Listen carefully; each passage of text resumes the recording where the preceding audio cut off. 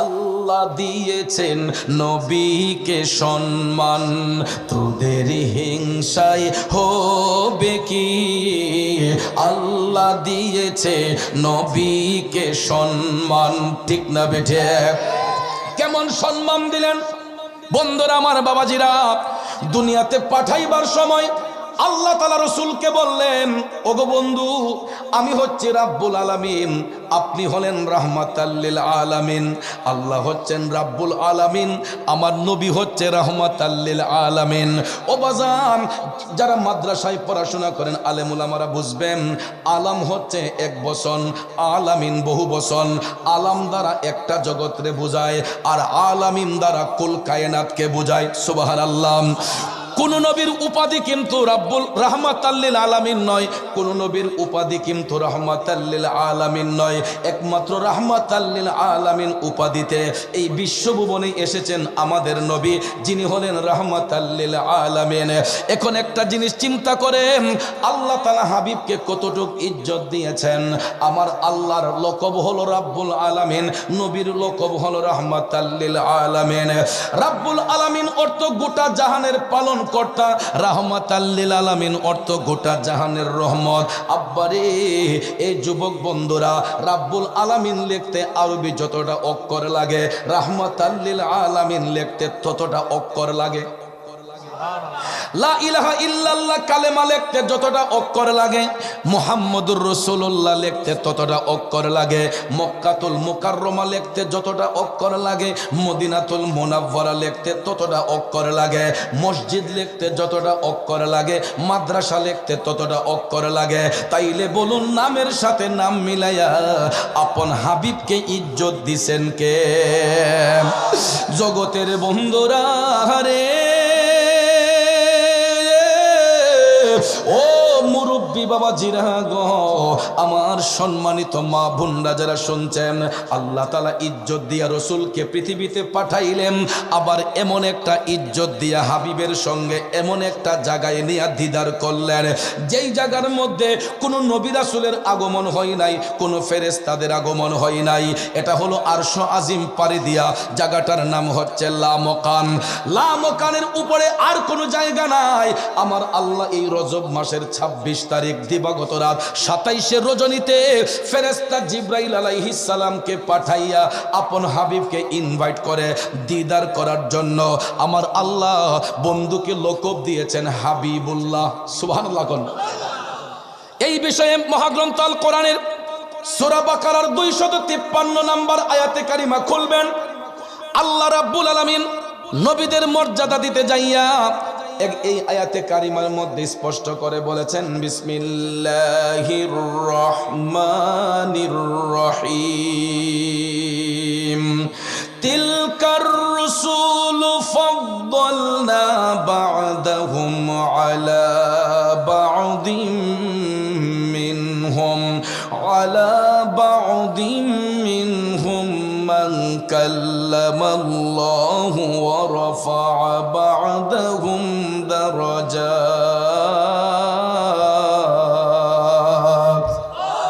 জোরে কোন ঘোষণাকার। আল্লাহ তাআলা বলতেছেন, এ রাসূলগণ, তাদের একজনের চেয়ে আরেকজনকে মর্যাদান্বিত করা হয়েছে। নবী রাসূলের মধ্যে এমন রাসূল রয়েছেন যার সাথে আল্লাহ কথা বলেছেন, তাদের মধ্যে এমন রাসূল রয়েছেন যাকে আমার আল্লাহ উচ্চ মর্যাদায় উন্নীত করেছেন। এটা হলো আয়াতে কারিমার সরল তর্জমা। আসুন আমরা এখন এই আয়াতে কারিমার বিস্তারিত ব্যাখ্যার দিকে চলে যাই।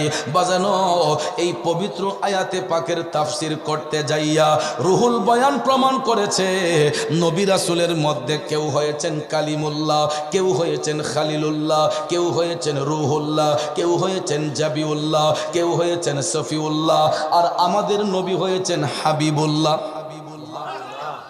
গভীর মনোযোগ। কালিমুল্লাহ শব্দের অর্থ আল্লাহর বন্ধু, খালিলুল্লাহ শব্দের অর্থ আল্লাহর বন্ধু, রুহুল্লাহ শব্দের অর্থ আল্লাহর বন্ধু, জাবিউল্লাহ শব্দের অর্থ আল্লাহর বন্ধু, সফিউল্লাহ শব্দের অর্থ আল্লাহর বন্ধু, হাবিবুল্লাহ শব্দের অর্থ আল্লাহর বন্ধু। প্রত্যেকটা শব্দের একটাই অর্থ, সেটা হলো আল্লাহর বন্ধু। এখন আপনারা বলেন, বন্ধু বন্ধুর মধ্যে ডিস্টেন্স আছে না নাই? সব বন্ধু কি সমান? বন্ধু বন্ধুর মধ্যে ডিস্টেন্স আসেনি। এক্সাম্পল, মনে করেন স্কুল কলেজ ইউনিভার্সিটির মধ্যে অনেক শিক্ষক রয়েছেন, আপনারা বলেন কোন শিক্ষক কি অসম্মানী? সব শিক্ষক সম্মানের অধিকারী, কিন্তু মর্যাদার দিক দিয়ে একটা ক্লাসিফিকেশন আছে, আছে না? একজন প্রিন্সিপাল, একজন ভাইস প্রিন্সিপাল, একজন সিনিয়র শিক্ষক, একজন জুনিয়র শিক্ষক, আসেনি? প্রিন্সিপাল হুজুরের যেই মর্যাদা, ভাইস প্রিন্সিপাল হুজুরের কি সমান মর্যাদা? বাজান আমার স্তর আসেনি রে বাবা। প্রশাসনিক ডিপার্টমেন্টের মধ্যে তাকাইয়া দেখবেন, একজন হলো এসপি, একজন ওসি, একজন চেয়ারম্যান, একজন মেম্বার। শেওড়াতলির বাবাজিরা, আপনারা বলেন চেয়ারম্যান সাহেবের যেই মর্যাদা, মেম্বার সাহেবের কি সমান মর্যাদা? স্তর আছে না? এলে আল্লাহর নবী রাসূলের বেলায় সেম থিং। সমস্ত নবীগণ সম্মানের অধিকারী, মর্যাদার দিক দিয়ে সবাই এক সমান নয়। কালিমুল্লাহ লকবটা মূসা আলাইহিস সালাম নিজের ইচ্ছে পোষণ করার কারণে পেয়েছেন।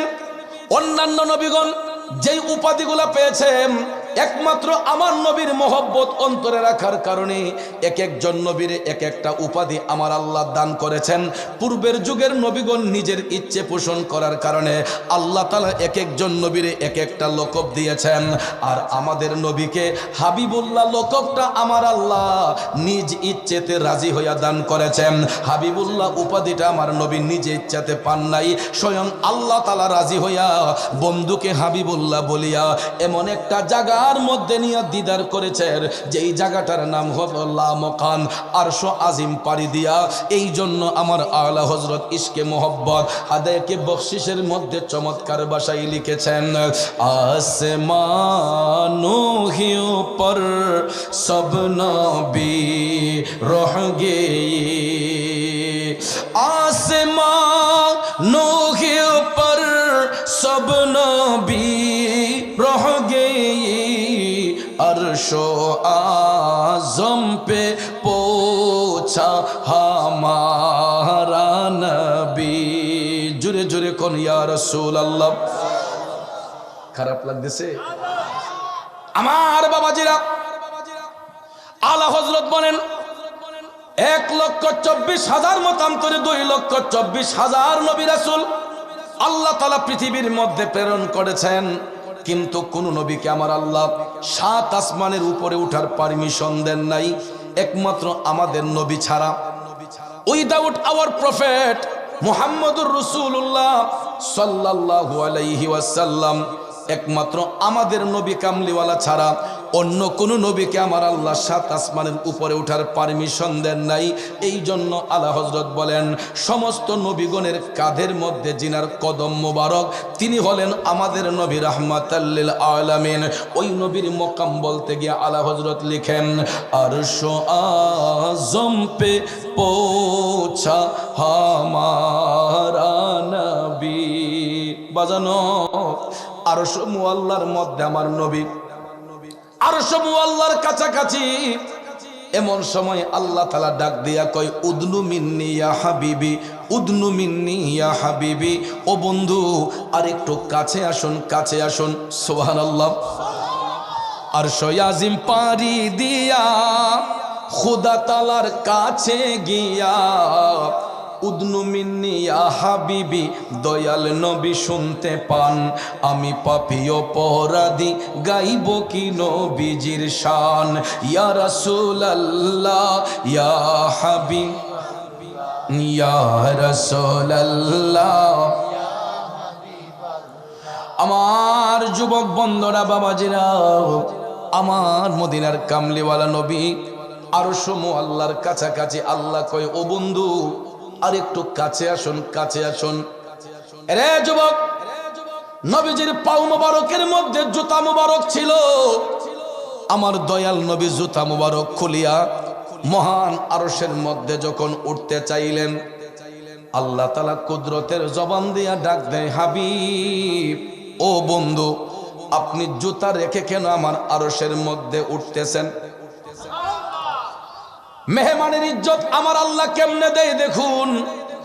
কারণ আমরা বড়ই ভাগ্যবান, মোদের রাসূল আল্লাহর মেহমান। আহাই আমরা বড়ই ভাগ্যবান, মোদের রাসূল আল্লাহর মেহমান। ঠিক না বেঠে? এ বন্ধুরা আমার, বাবাজিরা, আমরাও দেখবেন বাড়িতে যখন মেহমান দাওয়াত করি, রুমের মধ্যে যত দামি টাইলস লাগাই না কেন, অনেক সময় দেখবেন মেহমান আইসা জুতা কইলা যখন ঘরে ঢুকতে চায়, আমরা দেখবেন মেহমানের সম্মানে টান দেয়া লই ভরি, আরে ভাই আই ফেরেন, জুতা নিয়ে এসে পড়েন, বড় সমস্যা নাই, মুচালামু পরে। এটা মেহমানের ইজ্জত। কথা কোন ঠিক না ঠিক? রুমের যত দামি টাইলসই লাগাই না কেন, মেহমান আসলে অনেক সময় জুতা খুলতে চাইলে আমরা নিষেধ করি যে না, আইসে পড়েন, জুতা নিয়ে এসে পড়েন। এটা হলো মেহমানের আদব। কথা কোন ঠিক কিনা? আমার রব্বুল আলামিন আপন হাবিবকে ইজ্জত কিভাবে দেয় দেখুন। মদিনার কামলিওয়ালা নবী পবিত্র জুতা মোবারক খুইলা যখন আরশে উঠতে চাইলেন, আল্লাহ তাআলা ডাক দিয়া কয়, বন্ধু আপনি কেন আমার আরশের মধ্যে জুতা রেখে উঠতেছেন? এমন সময় মদিনার কামলিওয়ালা নবী ডাক দিয়া কয়, আল্লাহ আমি কেমনে আপনার আরশের মধ্যে জুতা নিয়ে উঠে? আপনি না মূসাকে বলেছিলেন জুতা খুইলা তোর পাহাড়ে উঠার জন্য? আপনি না আপনার বন্ধু মূসাকে বলেছিলেন জুতা খুলে তুর পাহাড়ে উঠতে? আমি রাসূল কেমনে আপনার মহান আরশের মধ্যে জুতা নিয়ে উঠি? আমার আল্লাহ তাআলা কুদরতের জবান দিয়া ডাক দিয়া কয়, বন্ধু ও প্রাণের হাবিব গো, আমি এই জন্য মূসাকে জুতা খুলে উঠতে বলেছিলাম। মূসা আমি আল্লাহর নূরের তাজাল্লি সহ্য করতে পারবে না, এই জন্য জুতা খুলে আমি মূসাকে তুর পাহাড়ে উঠাইয়া আমার মূসার পায়ের কারণে তুর পাহাড়কে ধন্য করেছে। আর আপনি বন্ধুকে এই জন্য জুতা মোবারক নিয়ে উঠতে বলেছে। হাবিব আমার আরশ মুআল্লা আপনি বন্ধু নবীর জুতা মোবারকের ধুলির অপেক্ষা করতেছে। আমার আল্লাহ ডাক দিয়ে কয়, বন্ধু ও প্রাণের হাবিব গো, আপনার জুতা মোবারকের ধুলি দিয়া আমি আল্লাহর আরশটারে ধন্য করে দেন। হাত তুলে বলুন আল্লাহু আকবার। আর একটু জোরে বলুন ইয়া রাসূলুল্লাহ। মায়ার সুরে বলুন ইয়া হাবিবাল্লাহ। এই জন্য শায়ের বলেছেন, আরশ কুরসি যার পায়ের ধুলা মাখিত চাই সারা বেলা। আরশ কুরসি যার পায়ের ধুলা মাখিত চাই সারা বেলা। উম্মতের দরদি এমন আর তো দেখি না, উম্মতের দরদি এমন আর তো দেখি না। ও মুসাফির জিয়ারতে চলো মদিনা, ও মুসাফির জিয়ারতে চলো মদিনা। সেথায় আছেন নূর নবীজি দয়ার খাজিনা, সেথায় আছেন নূর নবীজি দয়ার খাজিনা। নবী আমার আছেন যে তাই জান্নাতের বাগান তো সে তাই। ঠিক কিনা? নবী আমার আছেন যে তাই জান্নাতের বাগান তো সে তাই। সেই বাগানের পরশ পেলে কিছুই চাহি না, সেই বাগানের পরশ পেলে কিছুই চাহি না। ও মুসাফির জিয়ারতে চলো মদিনা, সেথায় আছেন নূর নবীজি দয়ার খাজিনা। একটা জবানও বন্ধ রাখবেন না গো, চিৎকার মেরে বলুন আল্লাহ। এ শাওরাতুলের নবীর প্রেমিকেরা, ও মুরব্বী বাবাজিরা, তাইলে যেই নবীর জুতা মুবারকের ধুলিতে মহান আল্লাহর আরশ ধন্য হইয়া যায়, বলুন ওই নবীর গোলামি করার প্রয়োজন আছে না নাই? করলে লাভ হবে না লস হবে? এই জন্য আশেক কয়, প্রেমিক কয়, লোকে আমায় পাগল বলে আমার দুঃখ লাগে না। আমাকে পাগল করেছে আরবের ওই মদিনা, আমাকে পাগল করেছে আরবের ওই মদিনা। ঠিক না বেঠিক? আব্বাজিরা আমার আশেক যদি হয়, আমার নবীর কদমেই পরে থাকতে চাই। আমার দেশের অনেক ছেলেরা সৌদি আরবে যায়, আরব দেশে অনেকগুলা স্টেট আছে, কিন্তু এর মধ্যে সবচাইতে দামি স্টেট হলো মদিনাতুল মুনাওয়ারা। বাংলাদেশের ছেলেগুলা কয়, যদি মদিনা শরীফ আমার ডিউটিটা পড়তো, আমার যদি বেতন নাও দিত, 3 বেলা খাবারের ব্যবস্থা যদি থাকতো, তাইলে আমি মৃত্যুর আগের দিন পর্যন্ত নবীর কদমে পড়ে থাকতাম।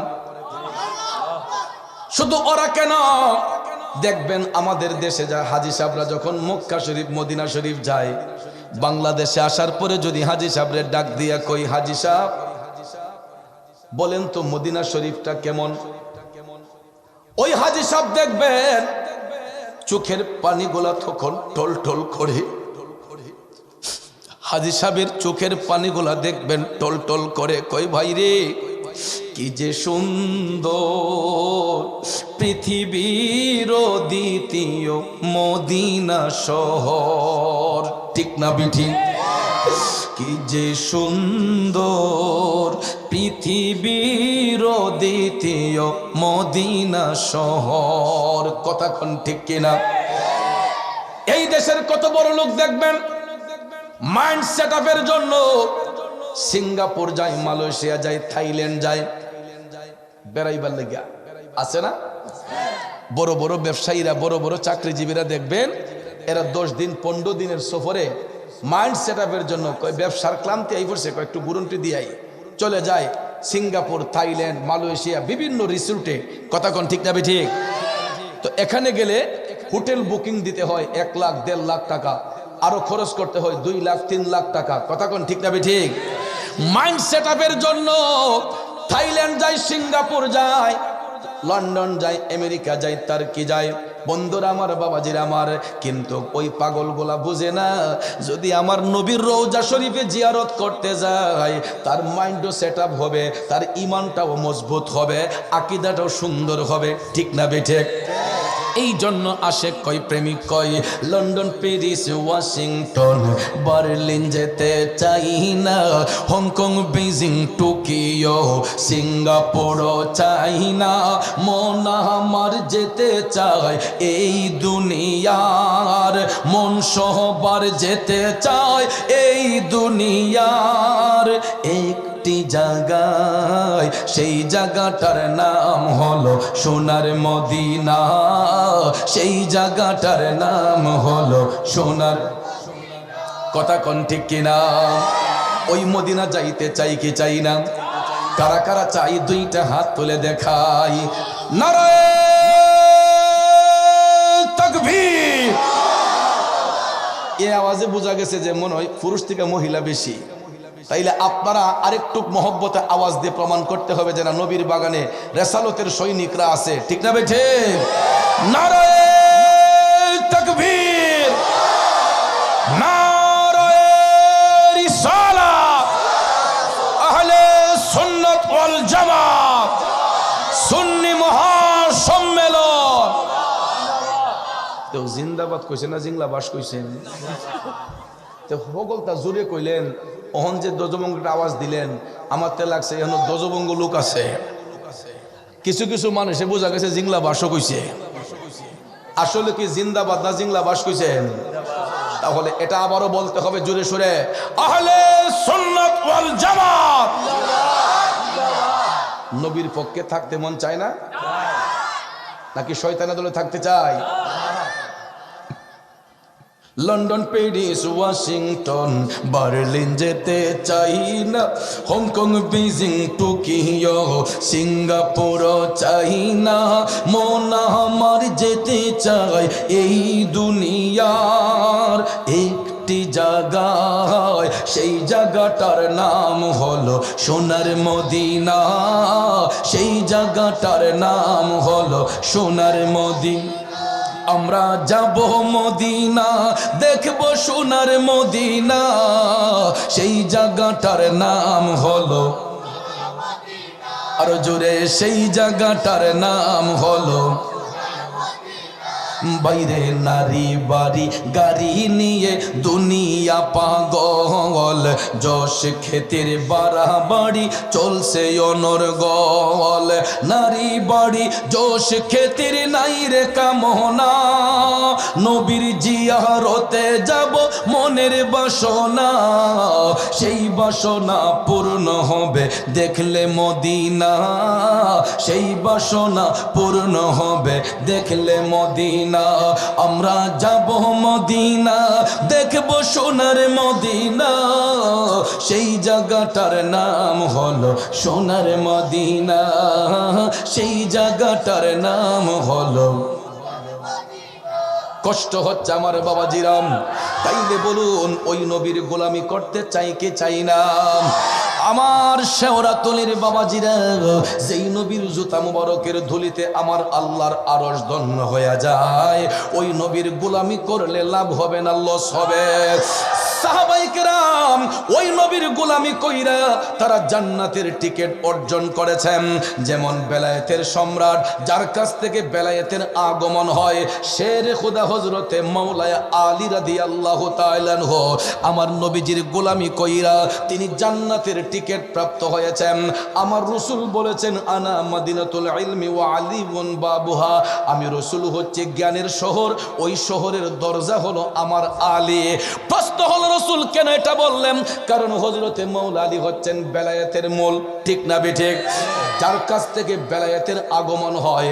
যদি আল্লাহর বন্ধু হতে চাও তাহলে অবশ্যই মাওলানা আলীর ভালোবাসা অন্তরে গীতে নাও। হযরত মাওলানা আলী তিনি এমন একজন নবীর প্রেমিক ছিলেন যার জন্ম হয়েছে বাইতুল্লাহ শরীফের ভিতরে। হযরত আলীর জন্ম হয়েছে কাবা শরীফের ভিতরে। কেমন মায়ের কেমন সন্তান! ওই মা যখন বাইতুল্লাহ শরীফ তাওয়াফ করতেছেন, আমার ভাইয়েরা, হঠাৎ করে দেখা যায় প্রসব ব্যথা উঠে গেছে। এখন বাচ্চা খালাসি হবে কেমনে? আল্লাহ রাব্বুল আলামিন আদেশ জারি করে দিলেন, সঙ্গে সঙ্গে ওনাকে বাইতুল্লাহ শরীফের ভিতরে নেওয়া হলো। কাবা শরীফের ভিতরে পৃথিবীতে একজন ব্যক্তির জন্ম হয়েছিল, উনি হচ্ছেন শের খুদা হযরতে মাওলানা আলী রাদিয়াল্লাহু তাআলা আনহু।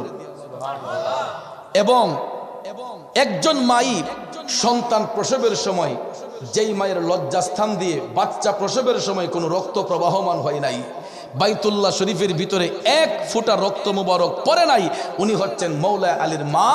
সন্তান প্রসবের সময় একটু ব্যথাও অনুভব করে নাই, এক ফোঁটা রক্ত বাইতুল্লাহ শরীফের ভিতরে লাগে নাই। তিনি হলেন আমার নবীর প্রিয় সাহাবী, যিনি হচ্ছেন জান্নাতের টিকিট প্রাপ্ত সাহাবী, শেরে খুদা হযরতে মাওলানা আলী রাদিয়াল্লাহু তাআলা আনহু। আমরা তো মুখে মুখে নবীকে ভালোবাসি বলি, কিন্তু সাহাবায়ে কেরাম তাদের জীবন দিয়ে আমার নবীরে ভালোবাসতেন। এটা কেমনে দেখুন, মাকামে সুবহায় আমার মদিনার কামলিওয়ালা নবী মায়ার নবীর গোলামিতে হযরতে মাওলানা আলী আমার নবীর গোলামি করতেছেন। মাকামে সুবহার মধ্যে আমার দয়াল নবী যোহরের নামাজ আদায় করলেন, হযরত আলী নবীজির পিছনে ইক্তেদা করলেন। আমার রাসূল এক এক সময় এক এক ভাবে উম্মতের ঈমান পরীক্ষা করতেন। সুবহানাল্লাহ কোন সুবহানাল্লাহ। আমরাও দেখবেন, বাবা তোমরা কথা বলে না, ডিস্টার্ব হয়, একটু দরুদ শরীফ পড়েন, আল্লাহুম্মা সাল্লি, এই তোমরা কথা বলবে না, মুহাম্মাদ আল্লাহুম্মা সাল্লি সাইয়্যিদনা মুহাম্মাদ নবী শাফি মাওলানা নবী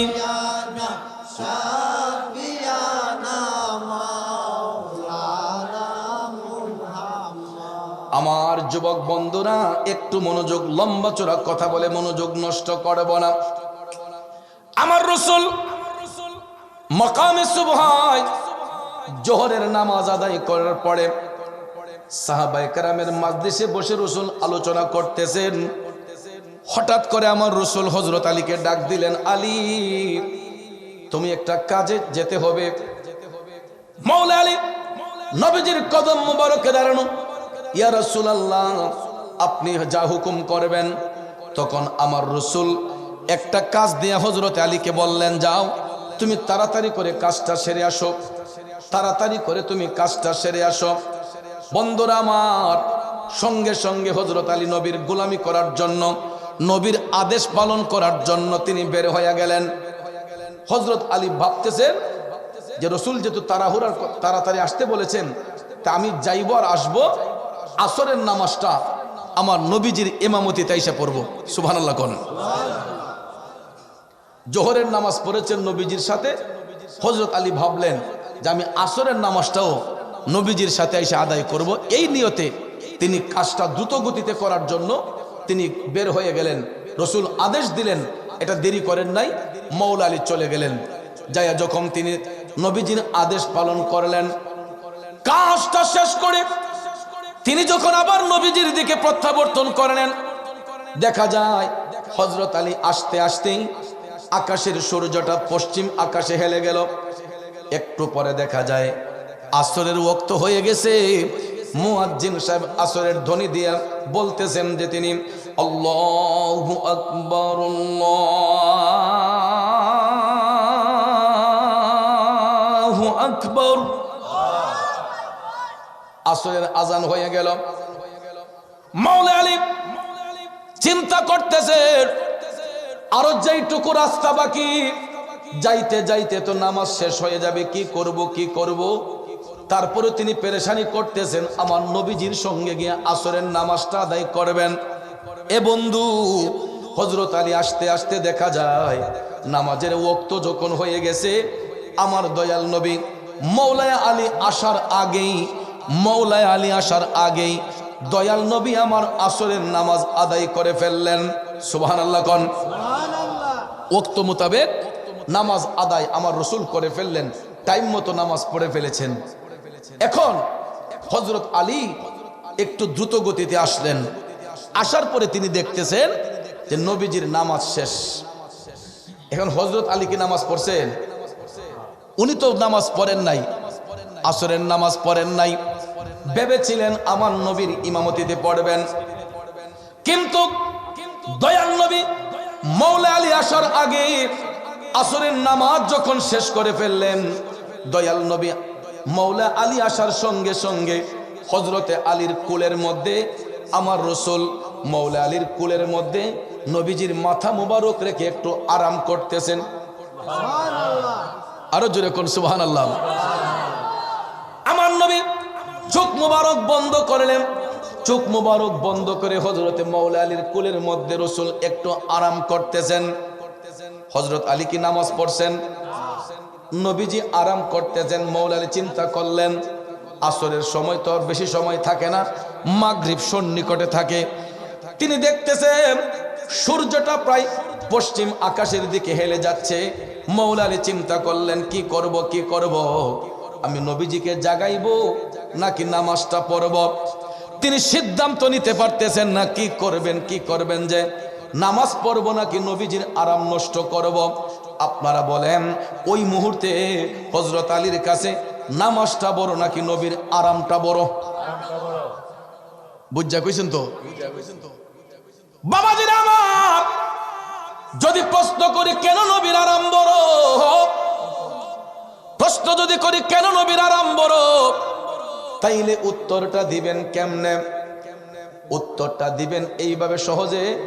কারণ ফরজ বলেন, ওয়াজিব বলেন, সুন্নত বলেন, নফল বলেন, মুস্তাহাব বলেন, ঢিলা বলেন, কুলুব বলেন, আসকন বলেন, জুব্বা বলেন, কুর্তা বলেন, এই সব কিছু হইছে আমল, আর আমার নবী হইছে ঈমান।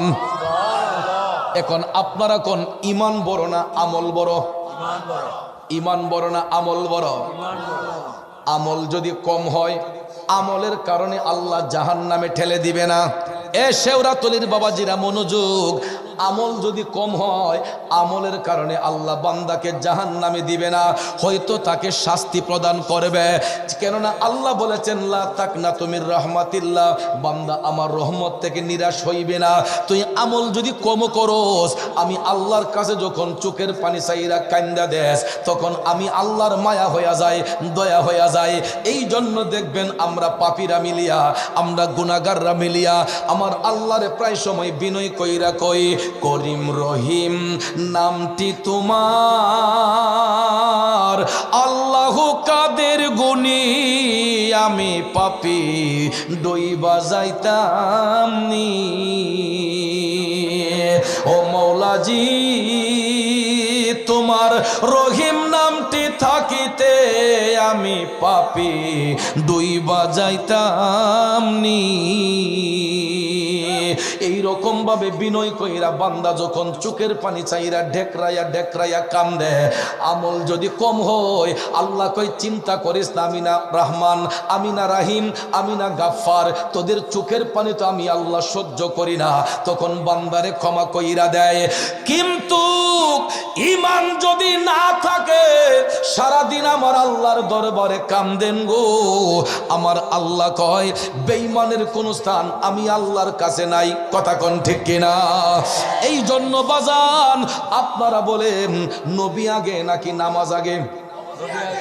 নবী আগে না নামাজ আগে? তাইলে আগে নবীর তাজিম, পরে হইল নামাজ, ঠিক কিনা? আগে নবীর তাজিম, পরে হইল নামাজ। ওই নামাজের অভাব নাই।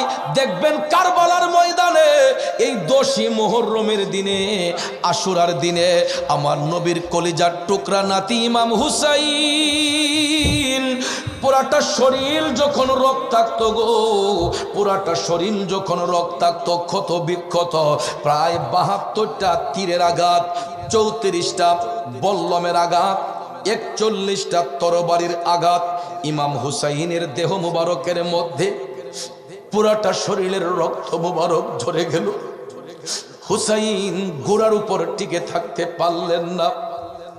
মহান আশুরার দিনে 10ই মুহররমে হুসাইন কারবালার ময়দানে যখন শুয়ে গেলেন, এই পাপিষ্ট সীমার এবং ইবনে জিয়াদ ইমাম হুসাইনের বুক মুবারকের মধ্যে আইসা বসছে। হঠাৎ করে দেখা যায় আসরের আজান শোনা যায়, আল্লাহু আকবার আল্লাহু আকবার। আমার ভাইরা, আসরের আজান যখন শোনা হলো, হুসাইনের শরীর মুবারক দিয়া রক্ত মুবারক জড়তেছে। ইমাম হুসাইন কয়ারেস বেকুবের দলেরা, এ জাহেলের দলেরা, আজানের ধ্বনিটা হচ্ছে, আমার একটু আসরের নামাজটা পড়ার সুযোগ দে। হুসাইন আসরের নামাজ পড়ার একটু সুযোগ চাইলেন।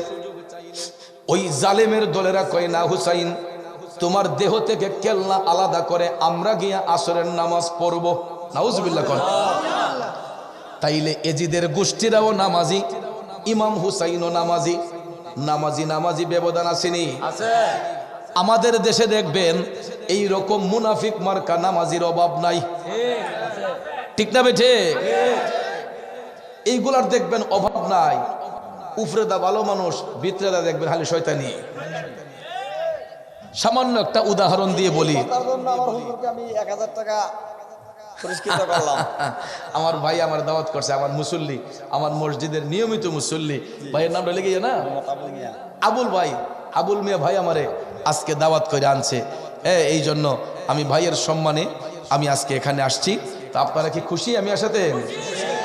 তো যেই কথাটা বলতেছিলাম, এই সমস্ত কিছু কিছু লেবেন্ডিস মার্কা মানুষ দেখবেন উফরে দা বালা বিত্রে দা শয়তানি আছে না। সকালবেলা দেখবেন গাইডা দুয়াইছে, দেশি গাইডা, এরপরে দুধটা একটু গণনি, তো ভাবছে তো আর তো গোয়াল গরু বিত্রে তো আর কেউ দেখতো না, তারা দুইজন ছাড়া। তো গাই দুয়াই আসাইরা দুধটা যখন গণইছে দেখবেন এটার মাঝে আদাসের পানি মিশে লিছে, আসেনি মিয়া? এরপরে দেখবেন হজি রুমালটা মাথা দিয়া, চাদরটা গুমটা দিয়া, বালতিলা লইয়া বাজারে যাইতেছে, সুবহানাল্লাহ আলহামদুলিল্লাহ। আসেনি? আসেনি? হ্যাঁ, কলাটা নয়া নয়া দেখবেন শীতের মাঝে কুরকুরে বাজার যাইতেছে দুধ লইয়া ব্যস্ত, মুখের মধ্যে আল্লাহর জিকির আর অন্তরে শয়তানি আছে না নাই? দুধ আল্লাহর নিয়ামত, ইরার মাঝে ফানি মিশাইয়া করছে কিয়ামত। না মিশা কইলাম? এ বন্ধুরা আমার, বাবাজিরা, শুধু এইটা কেন দেখবেন, শুধু এটা নয়, নামাজ পড়তেছে সুদের ব্যবসা করে, নামাজ পড়তেছে ঘুষের ব্যবসা করে, নামাজ পড়তেছে হারাম খাইতেছে, নামাজ পড়তেছে মারে কষ্ট দিতেছে, নামাজ পড়তেছে আরেক বেড়ার খেতের লাল কাইটা ভিতরে ঢুকাইতেছে। এমন নামাজি আছে না? এরাও নামাজি, হুসাইনও নামাজি। নামাজির মধ্যে পার্থক্যটা হলো, ইমাম হুসাইন নামাজ পড়ছেন নবীর মোহব্বত অন্তরে নিয়ে, আর এজিদের গোষ্ঠীরা নামাজ পড়ছে এজিদকে খুশি করার জন্য এজিদের মোহব্বত নিয়া। কথা কোন ঠিক কিনা? এই জন্য বাজার নামাজ শুধু পড়লেই হবে না, নামাজের মতো নামাজ পড়তে হবে। এই জন্য কবি বলেছেন, নামাজ পড়ো রে গহীনে ডুবিয়া, নামাজ পড়ো, নামাজ পড়ো রে গহীনে ডুবিয়া, নামাজ পড়ো। পঞ্চয়াত্তা মুক্তা দিয়া জ্ঞানী মান সাজাইও রে গহীনে ডুবিয়া, নামাজ পড়ো, নামাজ পড়ো রে গহীনে ডুবিয়া, নামাজ পড়ো। ঠিক কিনা কর বন্ধু? জ্ঞানী গুণী লোক যারা আছেন এই কথাটার ভাবার্থটা ভালো করে বুঝবেন। নামাজ শুধু পড়লেই হবে না, যদি আহলে বায়াতকে খুশি না করেন, পাক পাঞ্জাতনের মহব্বত যদি সিনায় ধারণ না করেন, সারাদিন নামাজ পড়তে পারবেন, ওই নামাজ দিয়ে কোনো কাজ আসবে। এই জন্য আব্বাজির আমার, বন্ধুরা আমার, ফরজ বলেন, ওয়াজিব বলেন, সুন্নত বলেন, নফল বলেন, চাষ বলেন, আওয়াবিন বলেন, সালাতুত তাসবিহ, সালাতুল হাজত, সালাতুত তাহাজ্জুদ, যত বন্দেগী আছে না কেন গো, সব কিছু হইল আমল, আমার নবী হইছে ঈমান। দাড়ি আছে, টুপি আছে, জুব্বা আছে, কুর্তা আছে, আসকন আছে, সব কিছু ঠিক আছে, আমার নবীর মোহব্বত নাই। হইব আলা লা ঈমান লিমাল্লা মুহাব্বাত লাহু। যার অন্তরে ঈমান নাই, নবীর ভালোবাসা নাই, তার কোনো ঈমানদার নাই। কথা কোন ঠিক না বেঠিক? সে কখনো ঈমানদার হইতে পারেও। এই জন্য বাবাজিরা আমার, মাওলাই আলী, সাহাবায়ে কেরাম কেমনে আমার নবীরে তাজিম করতেন আর আমরা কেমনে করি বাজানো। হযরতে মাওলাই আলী তিনি আমার রসুলকে কুলের মধ্যে নিয়ে বসে রইলেন, নবীজি আরাম করতেছেন। হযরত আলী চিন্তা করলেন, নামাজ পাইলাম নবীর কারণে, রোজা পাইলাম নবীর কারণে, হজ পাইলাম নবীর কারণে, যাকাতের বিধান পাইলাম নবীর কারণে, আমি আলী সম্মানিত হইলাম নবীর কারণে। আমার কাছে নামাজের চাইতে আমার নবীর আরামটাই সব চাইতে দামি। নবীর মোহব্বত যার অন্তরে থাকে, ওই ব্যক্তির নামাজ কি কাজা হইতে পারে? হযরত আলী ভাবলেন, আগে রসুল খুশি, তারপরে নামাজ। আগে নবীরে খুশি করতে হবে, তারপরে নামাজ পড়তে হবে। আমার রসুল হযরত মাওলা আলী যে নামাজ পড়েন নাই, নবী জানতেন কি জানতেন না? আমার নবীর কাছে খবর আছে না নাই? আবার অনেকে তো মনে করবেন যে হুজুর, রসুল যদি গায়েব জানেন, তাইলে মাওলা আলী যে নামাজ পড়লেন না, নবীজি জানেন না, ওকে ঘুমাই রইলেন। পরীক্ষা নাই না? এ বন্ধুরা আমার, বাবাজিরা, শুধু আমাদের নবী কেন, কোন নবীরাই ঘুমায় না, কারণ নবীরা চোখ বন্ধ করলো তাদের দিল মুবারক সজাগ। কথা কোন ঠিক কিনা? আমরা তো জাহিরি চোখ দিয়ে খালি সামন দেখি, আর আল্লাহর নবীগণ শুধু সামন দেখেন না, তারা সামনে যেমন দেখেন, পিছনে তেমন দেখেন, ডাইনে যেমন দেখেন, বামে তেমন দেখেন, উপরে যেমন দেখেন, নিচে তেমন দেখেন। গভীর মনোযোগ। হযরত আলী তিনি ভাবলেন নামাজ চলে যাক, কিন্তু নবীজির আরাম নষ্ট করব না। বাজানো, হঠাৎ করে দেখা যায় সূর্য ডুবে গেল। সূর্যটা পশ্চিম আকাশে ডুবে গেল। সূর্য ডুবে গেলে নামাজের ওয়াক্ত থাকে? আসরের ওয়াক্ত শেষ, মাগরিব শুরু হবে। এমন সময় সূর্য যখন পশ্চিম আকাশে ডুবে গেল, মাওলা আলীর চোখের কয়েক ফোঁটা পানি টপ টপ করে পড়ল। নবীজিরে নিয়ে বসছেন ঠিকই, আবার ওই যে নবীর আদেশ, নামাজটা যে কাজা হলো, এই জন্য মাওলা আলী চোখের পানিগুলা পড়তেছে। হঠাৎ করে এক ফোঁটা পানি আমার নবীজির শরীর মুবারকে পড়ে গেছে।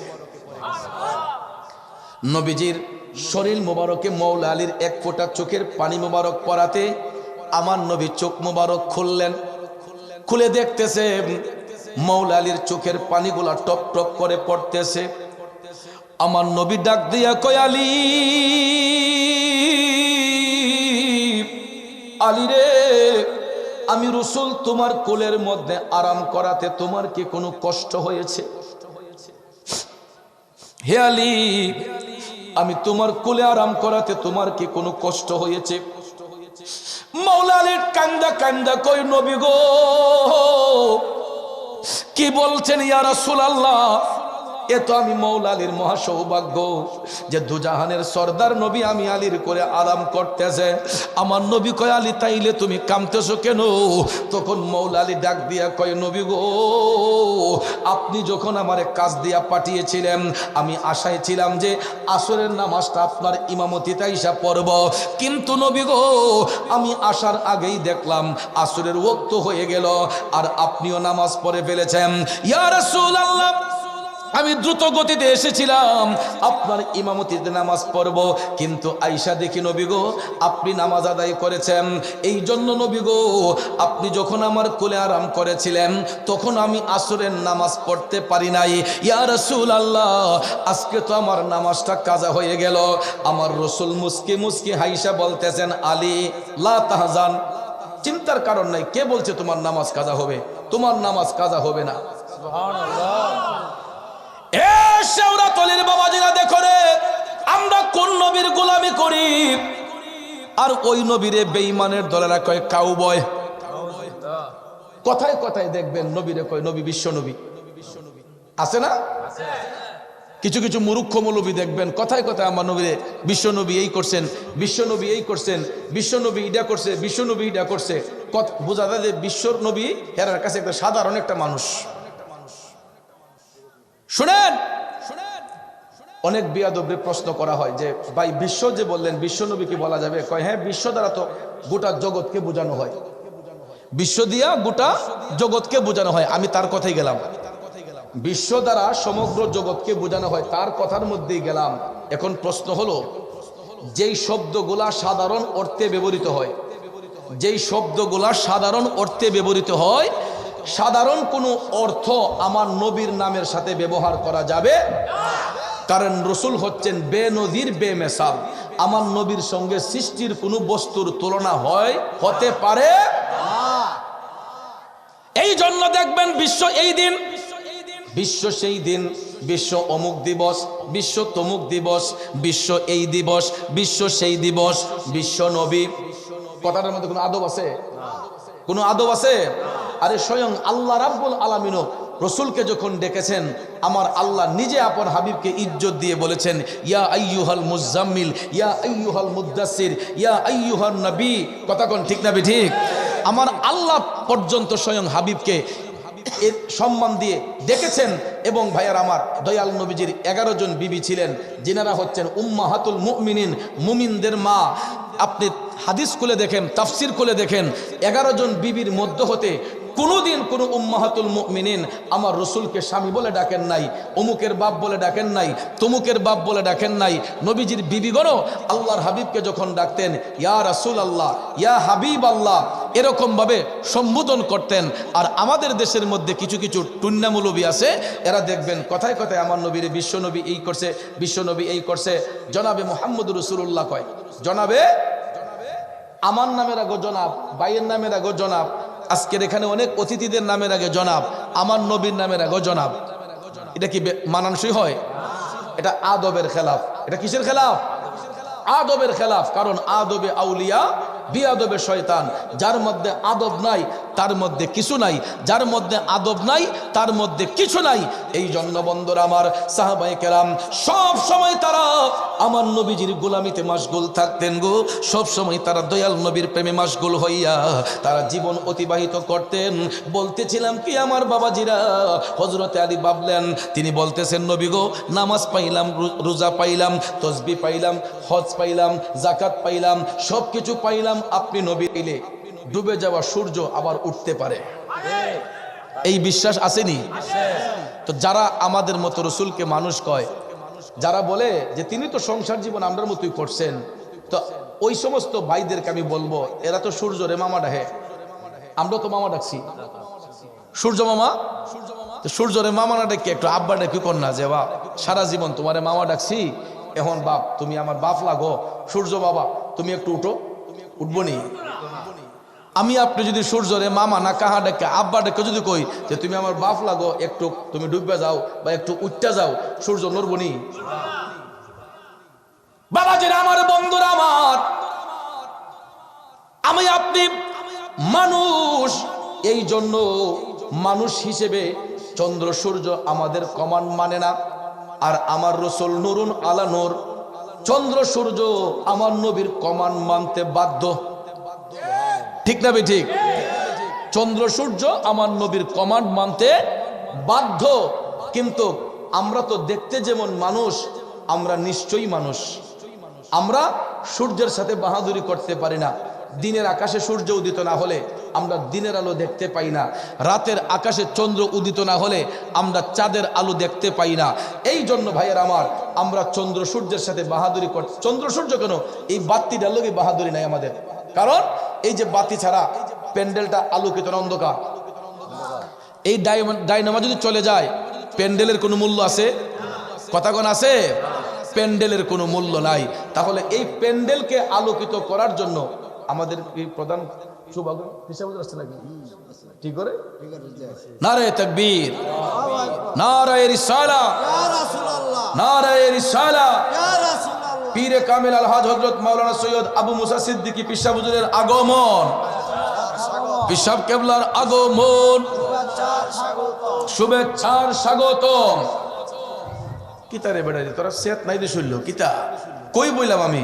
আরেকটা যদি তাকবীর দেন, নারায়ে তাকবীর, নারায়ে রিসালাত, পিসাব হুজুরের আগমন, টিগরের পিসাব হুজুরের আগমন, শুভেচ্ছার স্বাগতম। আমরা সকলে বলি মারহাবা, মারহাবা। জি জি, দরবার সাহেবের নাতি মাসিয়াতা, জি জি, আমরা সকলে বলি মারহাবা। বাবাজিরা আমার, টিগর দরবার শরীফ এটাও আওলাদুর রাসূলের দরবার। আবার এই ব্রাহ্মণবাড়িয়া প্রাচীনতম দরবার শরীফ মাসিয়াতা দরবার শরীফ, এটা আমার নানার বাড়ি। আমার নানা হুজুর আওলাদুর রাসূল শাহ সৈয়দ আবু নাসির ওয়াহিদুদ্দিন দরবেশ রহমতুল্লাহ আলাইহি। এই দেখছেন একজন অলির সাথে আরেকজন অলির কেমন কানেকশন, এবং এই দরবারগুলোর সাথেও তাদের একটা পারিবারিক সম্পর্ক, আত্মীয়তার সম্পর্ক রয়েছে। তো আলহামদুলিল্লাহ বাবাজিরা আমার, বন্ধুরা আমার, আমরা যে আলোচনার মধ্যে ছিলাম যে অনেকেই বলে যে আমরা যেমন মানুষ, রসুলও তো আমাদের মতোই মানুষ, কিন্তু তিনি মহামানব, আমরা অতি মানব। এরকম কিছু কথা কিছু কিছু মূর্খরা বলে যে আমরা তো মানুষ হই, তিনিও মানুষ কিন্তু তিনি মহামানব। নাউজুবিল্লাহ কোন ভাইয়ের আমার, রসুল মানুষ, সুরতে বাসার, সুরতে দেখতে মানুষের মতো, আসলে মানুষ, তিনি হাকিকতে নূর। এক্সাম্পল দেখেন, এই যে আমাদের সামনে ফুল আছে, ফুল আছে না, এটা কি নিশ্চয়ই ফুল না দেখতে ফুলের মতো? এটা কিন্তু নিশ্চয়ই ফুল না, কারণ এটা দেখতে ফুলের মতো। আর গাছের একটা তাজা গোলাপ যদি হয় তাহলে এটা দেখতে যেমন ফুল, এটা নিশ্চয়ই ফুল। কথা কোন ঠিক না ঠিক? আর এটা হইল গিয়ে দেখতে ফুলের মতো, আসলে ফুল। তো আমরা মানুষ, দেখতে যেমন মানুষ, আমরা নিশ্চয়ই মানুষ। এই জন্য আমরা চন্দ্র সূর্যের সাথে বাহাদুরি করতে পারি না। রসুল আল্লাহর নূর, তিনি যে আল্লাহর পক্ষ থেকে প্রেরিত, এটা বোঝার জন্য, জানাইবার জন্য, আমরা যাতে বুঝতে পারি তিনি আল্লাহর প্রেরিত রাসূল, এই জন্য নবীর একটা সূরত মুবারক দেওয়া হয়েছে। এই সূরত মুবারকটা হচ্ছে সূরতে বাশার, মূলত মানুষ, হাকিকতে তিনি আল্লাহর নূর। মূলত দেখতেও নাই, মূলত রসুল কিন্তু নিশ্চয়ই না, তিনি মূলত মানুষ, আসলে মানুষ তিনি হাকিকতে আল্লাহর নূর। সুবহানাল্লাহ কোন। কিন্তু নবীজিকে এই সূরত মুবারক দেওয়ার কারণ হলো যাতে আমরা পৃথিবীর মানুষরা বুঝতে পারি যে তিনি যে আল্লাহর পক্ষ থেকে একজন রসুল এসেছেন, এটা বুঝার জন্য আমার আল্লাহ নবীজির একটা সূরত মুবারক দান করেছেন। কিন্তু দেখেন ওই সূরত মুবারকটা দেওয়ার কারণে, মানব সূরত মুবারক দেওয়ার কারণে কেউ যাতে বলতে না পারে যে এই লোকটা নবীর মতো, ওই লোকটা নবীর মতো। যেই কারণে ভাইয়ার আমার, পৃথিবীতে আমার আল্লাহ যত মানুষ সৃষ্টি করেছেন, এক একটা মানুষের এক একটা রূপ দিয়েছেন। আপনি দেখেন পৃথিবীর সমস্ত প্রাণী, তাদের আকার আকৃতি নমুনা সুরত এক, কালার ভিন্ন হয়, ওজনে কম বেশি হয়, কিন্তু সুরত কিন্তু এক। একটা মুরগ দেখেন, হাজার হাজার মুরগ একই রকম, ওজনে কম বেশি হয়। একটা গরু দেখেন, হাজার হাজার গরুর সুরত এক, ওজনে কম বেশি হয়, কালার ডিফারেন্স হয়। একটা মহিষ দেখেন, হাজার হাজার মহিষের সুরত একই রকম, কালার ডিফারেন্স হয়, ওজনে কম বেশি হয়। কিন্তু আমরা যদিও হাত, পাও, নাক, চোখ, মুখ সবকিছু আছে, কিন্তু দেখেন কারো রূপের সাথে কারো রূপের মিল নাই। এই জন্য কবি বলেছেন, কোরআন হাদিস খইলা দেখো, আদম তো সামান্য নয়, ওরে আদম দিয়া কুদরতুল্লাহ এই ভবেতে প্রকাশ হয়। কোরআন হাদিস খইলা দেখো ভাই, আদম তো সামান্য নয়। আদম রে করিল পয়দা, দুস্তি করতে আপে খুদা, লইতে এসকেরি ফায়দা, মূর্খ খলিফা আদম হয়। কোরআন হাদিস কইলা দেখো ভাই, আদম তো সামান্য নয়। এ বন্ধু একটু মনোযোগ দিয়ে কথাগুলা বোঝার চেষ্টা করবেন। একজন বাবার ঔরসে 3টা 4টা 5টা 10টা সন্তান ভূমিষ্ঠ হয়। লক্ষ্য করে দেখবেন, যেই স্বামী এবং স্ত্রী একই বিছানায় একই বালিশে শয়ন করে, অথচ দেখা যায় ওই স্বামী স্ত্রী মিলন করার পরে একজন স্ত্রীর গর্ভ থেকে 3টা 4টা 5টা 10টা সন্তান ভূমিষ্ঠ হয়। ভূমিষ্ঠ হওয়ার পরে দেখবেন বাবার চেহারার সঙ্গে একটা সন্তানের চেহারার মিল নাই, মায়ের চেহারার সঙ্গে স্বামীর চেহারার মিল নাই, মায়ের চেহারার সঙ্গে একটা সন্তানের মিল নাই।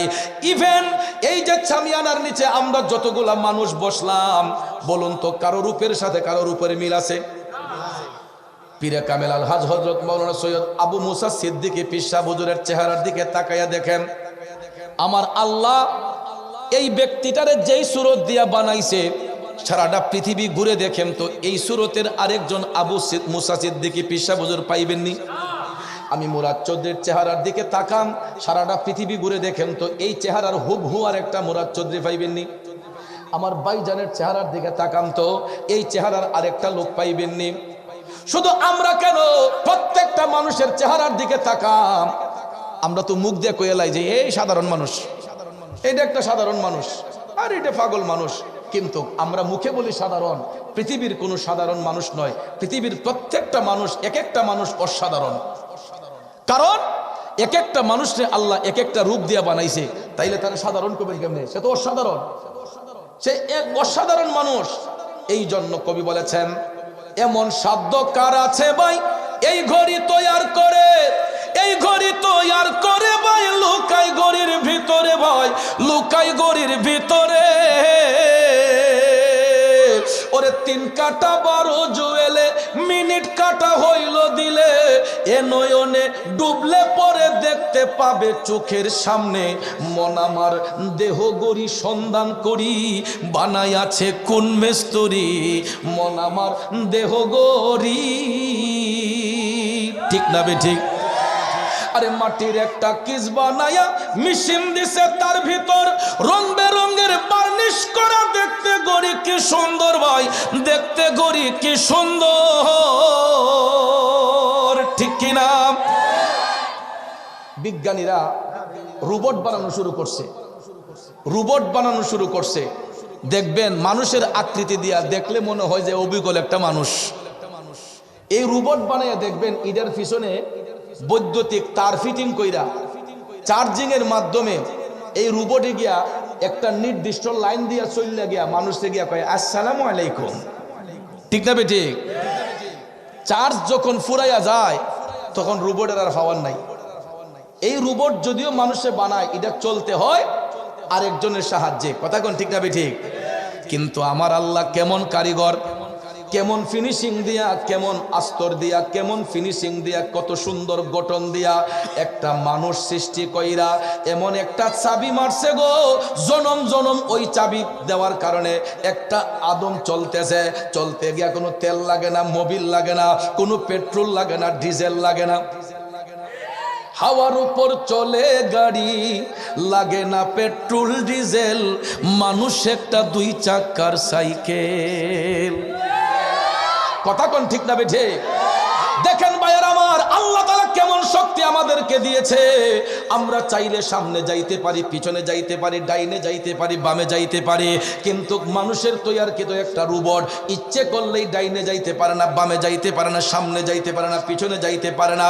এটা আরেকজনের সাহায্যে নির্দিষ্ট একটা লাইন দিয়া, রেলগাড়ি যেরকম নির্দিষ্ট একটা লাইন দিয়া চলে, ওই রোবটগুলোও নির্দিষ্ট লাইন ছাড়া চলতে পারে না। কথা কোন ঠিক কিনা? তারপরে দেখবেন এক একটা রোবট কিনতে গেলে 10 লাখ, 20 লাখ, 25 লাখ, 30 লাখ, 50 লাখ, 1 কোটি টাকা লাগে।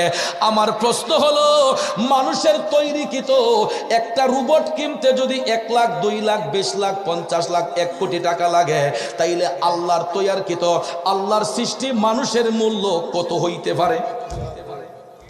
চিন্তা করে দেখেন। আমরা আছি গিবত লইয়া, আমরা আছি নবীরে নিয়ে মারামারি করতেছি, কিন্তু ওই নবীরে আল্লাহ সুরতে বাসার রূপ দেওয়ার কারণে মানুষের রূপেরই আল্লাহ পরিবর্তন করে দিছে।